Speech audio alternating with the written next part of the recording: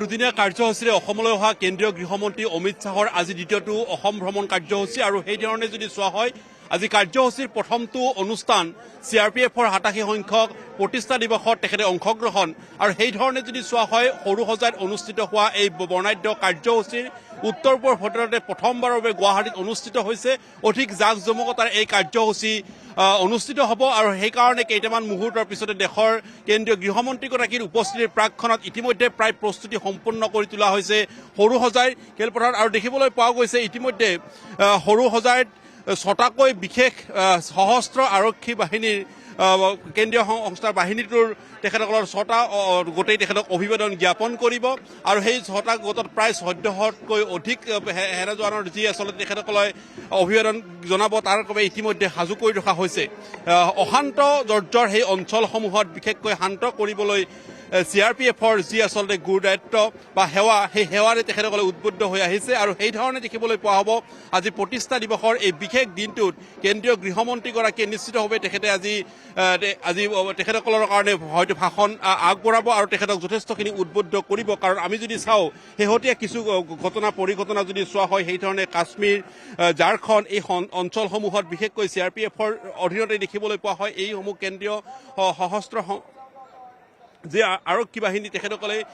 নিৰাপত্তাৰ বাবে আচলতে যথেষ্টখিনি তেখেতসকলে কাম কৰি আহিছে গতিকে সেইধৰণে যদি ধৰা হয় আজিৰ এই প্ৰতিষ্ঠা দিৱসৰ বিশেষ দিনটোত যথেষ্টখিনি গুৰুত্বতা আছে কেন্দ্ৰীয় গৃহমন্ত্ৰীগৰাকীৰ উপস্থিতিয়ে এই বিশেষ অনুষ্ঠানটো আৰু অধিক উদ্বুদ্ধ কৰি তুলিব আৰু এই অনুষ্ঠান সামৰি তেখেতে কচুতলিলৈ ৰাওনা হ'ব য'ত ১ম আৰক্ষী বেটেলিয়নৰ যি নতুন আৱেষ্টনী নিৰ্মাণ কৰা হ'ব সেই অনুষ্ঠানৰ সেই কাৰ্যসূচীত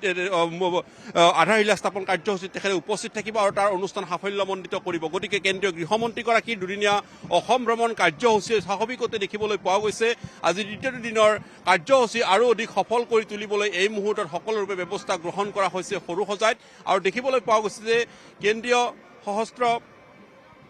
বাহিনীৰ যি এই অনুষ্ঠানত বিশেষকৈ ৮৭ সংখ্যক প্ৰতিষ্ঠা দিৱসৰ এই কাৰ্যসূচী অধিক বৰ্ণিল কৰি তোলা তেখেতসকলে দেখিবলৈ পোৱা গৈছে অধিক জাকজমকতাময় পৰিৱেশেৰে এই মুহূৰ্তত কেন্দ্ৰীয় গৃহমন্ত্ৰীগৰাকীক অভিবাদন জনাবলৈ এই মুহূৰ্তত সাজু হৈ থকা দেখিবলৈ পোৱা গৈছে ৬টাকৈ গোট আৰু ৬টাকৈ গোটে তেখেতসকলে পৃথক পৃথককৈ কেন্দ্ৰীয় গৃহমন্ত্ৰীগৰাকীক অভিবাদন জনাব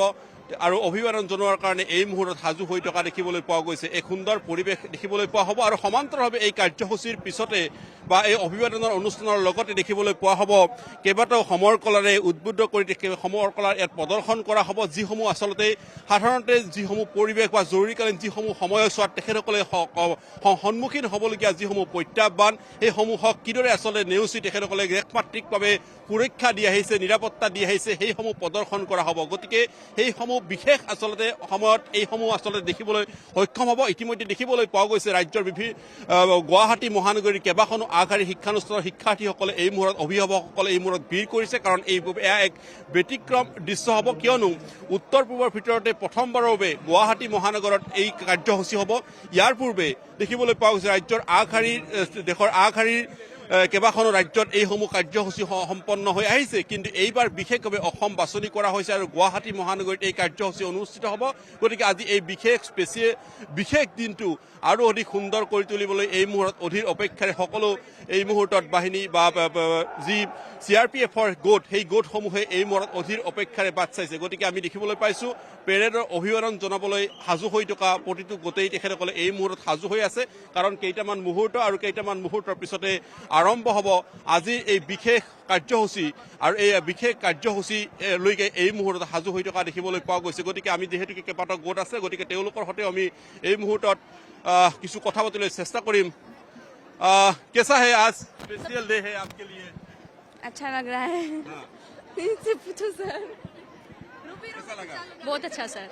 हाँ आज का स्पेशल डे है CRPF जी स्पेशल डे है बहुत और हमें इस बात का बहुत गर्व है कि आज हम अपने CRPF में अपना वुमेन पावर को रिप्रेजेंट कर रहे हैं